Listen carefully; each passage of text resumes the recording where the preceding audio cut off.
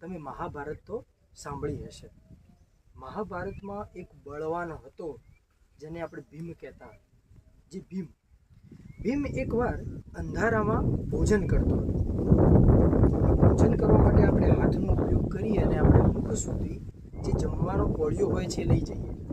તો એ સમયે અર્જુન આવે છે ભીમના જોડે અને અર્જુન શું પ્રશ્ન કરે છે કે ભીમ ભૈયા, આપણે અંધારામાં તમે કઈ રીતે ભોજનનો કોળિયો ખાઓ છો અને મુખ સુધી લઈ જાઓ છો?